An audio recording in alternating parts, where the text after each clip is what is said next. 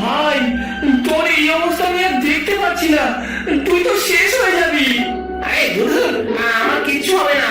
ভালোবাসা থাকলে কোনো কিছুই অসম্ভব নয়। হ্যাঁ। যোগা বুঝতে পারে পাঁচুকে বলে কোনো লাভ নেই, তাকে বাঁচাতে হলে অন্য কোনো উপায় ভাবতে হবে। সেদিন সন্ধ্যায় যোগা গ্রামের সবচেয়ে পুরনো ওঝার কাছে যায় এবং বুদ্ধি বের করে। বাবা, ওকে বাঁচানোর কি কোনো উপায় নেই বাবা? ও আমার চোখের সামনে শেষ হয়ে যাচ্ছে বাবা। উপায় উপায় একটা আছে। ডাইনির ধর্ম হলো লোভ, তার সেই লোভকে অস্ত্র বানাতে হবে। অস্ত্র কিভাবে? পাঁচুর চেয়েও শক্তিশালী আর আকর্ষণীয় কাউকে ওই ডাইনির চোখের সামনে খাড়া কর, দেখবি ডাইনির নজর ঘুরতে বাধ্য।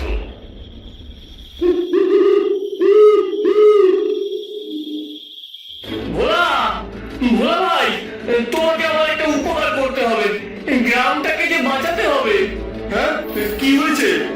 তোমাকে পাঁচুর বউকে পটাতে হবে।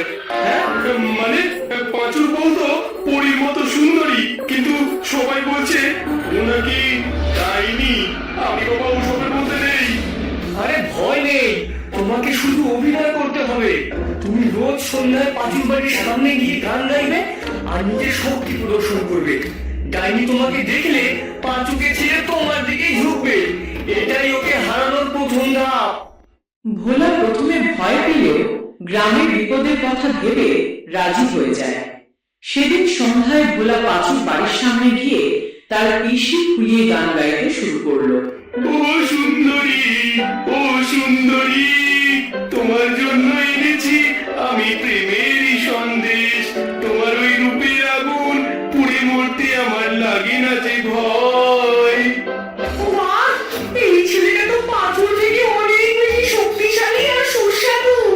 এর হৃৎপিণ্ডটা পেলে আমার শক্তি আরো 10 গুণ বেড়ে যাবে। পাঁচু তখন ঘরে বসে তার ডাইনি বউয়ের পা টিপে দেখছিল। ডাইনি হঠাৎ পাঁচুকে সরিয়ে দিয়ে বাইরে বেরিয়ে আসে। কে তুমি? কি চাও? আমি আমি তোমার প্রেমে পড়েছি। আমি পাঁচুর থেকেও তোমাকে বেশি ভালোবাসি। শুনেছিস, আমার জন্য নতুন আরো শক্তিশালী একজন এসেছে।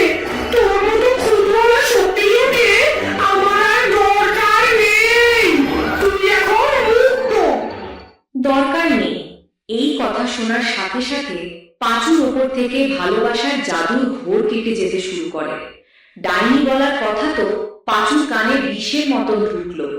যে ভালোবাসার জন্য পাঁচুর অঙ্গপতঙ্গ হারিয়েও কোনো ব্যথা পায়নি, সেই ভালোবাসা তো এক মুহূর্তে মিথ্যে হয়ে গেল। আমার পা, আমার হাত, ওরে, এ কি হলো?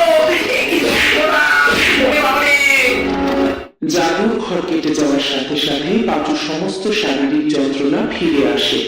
সে মাটিতে লুটিয়ে পড়ে যন্ত্রণায় ছটফট করতে থাকে। সে প্রথমবার তার ভয়ঙ্কর অবস্থা উপলব্ধি করতে পারে। তুই একটা শয়তান, তুই আমার সাথে ছলনা করেছিস। ওরে বাবারে!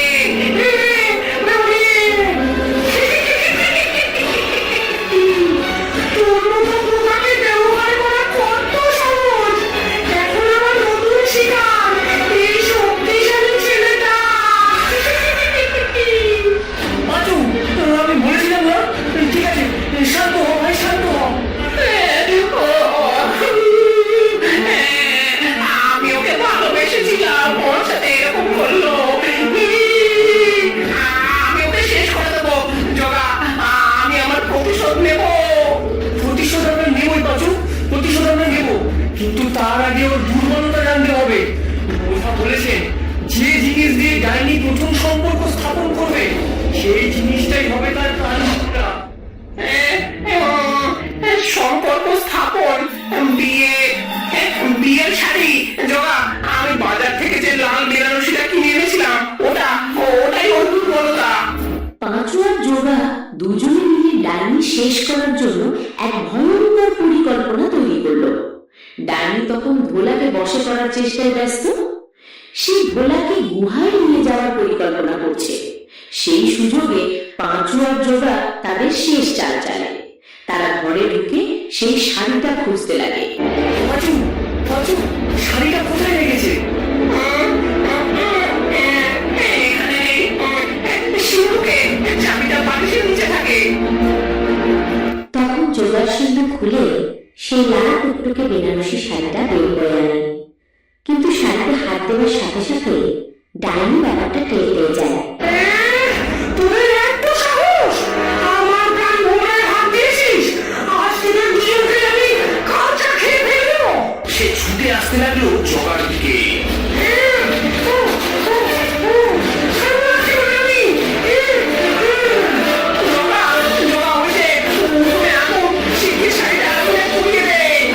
জগা এক মুহূর্ত দেরি না করে সেই শাড়িটা নিয়ে দৌড়ে বাড়ির উঠোনে থাকা উনুনের জ্বলন্ত আগুনে ছুঁড়ে ফেলে দেয়।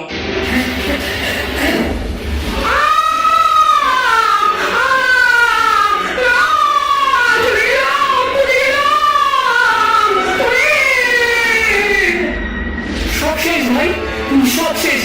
ডাইনি আর নেই ভাই। ধন্যবাদ ধন্যবাদ জগা, আমাকে তুই বাঁচিয়েছিস সেই ডাইনির হাত থেকে। পাঁচু সেদিন তার কাল্পনিক প্রেমকে হারিয়েছিল, কিন্তু নিজের আসল জীবনে তার আসল বন্ধুকে ফিরেছিল। গ্রামের মানুষ তাকে দেখে আর ভয় পায় না, বরং তার সাহসের প্রশংসা করে। পাঁচু বুঝেছিল অন্ধ ভালোবাসা মানুষকে ধ্বংস করে দেয়, কিন্তু সত্যিকারের বন্ধুত্ব মানুষকে নতুন করে বাঁচতে শেখায়।